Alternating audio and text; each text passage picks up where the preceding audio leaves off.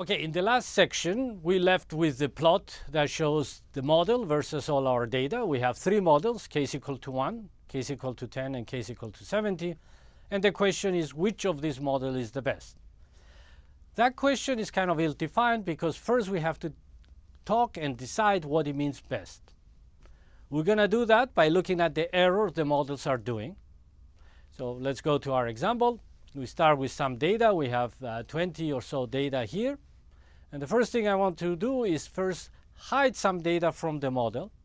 And that kind of split of the data, we're going to be calling it train validation split. The reason I'm doing that is because I want to know how well the model is doing on data that hasn't been seen.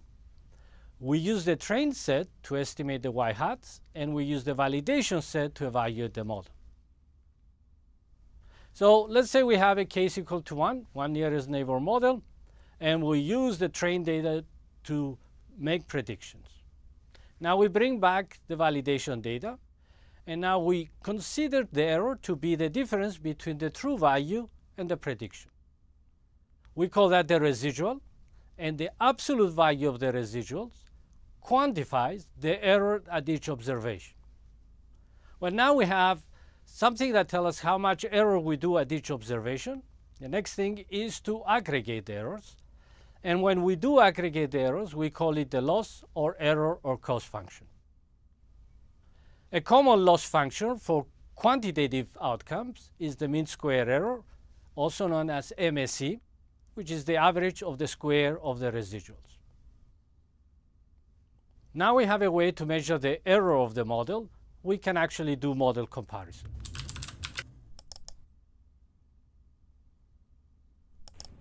Go back to the original question we have. We compare different models and we measure the MSE. And MSE is a measure of the error. Now, looking at the graph here, we can ask the question, which model is the best? Case is equal to 3. 3 nearest neighbors seems to be the best model in this case. But we should be a little bit careful about case equal to 4. They seem very close to each other.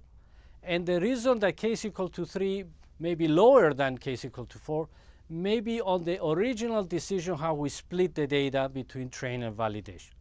We'll return to this in a later part of this course.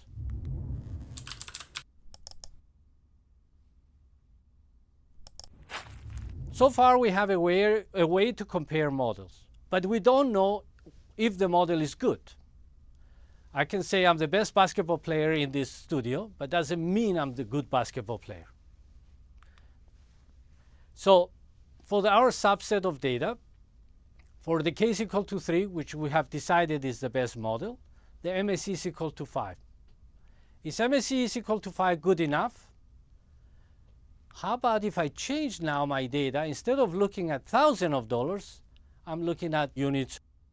Now the MSE, since the MSE is the average of the square of the residuals, the MSE will become 5,004 instead of 5. Now is MSE 5,004 good enough? In order to answer this question, we need to create a scale. We need to compare our model to a very bad model and to a very good model. We're going to consider the very bad model in this case to be our original model, the average model. That would be the worst model we can do. And the best model would be when my prediction is identical to the true value. We're going to put that into the scale from 0 to 1. And to do that, we create a new quantity we call R square. And the R square will be 0 if the model is identical to the average one, and will be 1 if the prediction is identical to the true one. Looking at the formula, you can evaluate that. If y hat is equal to y, the numerator of the second part, the second term, will be 0. And if y hat is equal to y bar, the second part will become 1. So 1 minus 1 is 0. R squared can be negative if the model is worse than the average. This can happen when we evaluate the model in the validation set, so don't be surprised if you get negative R-squares. Though the name R-square suggests that it's a square of the quantity, for now let's consider R-squared just to be the name of the variable we're going to be using.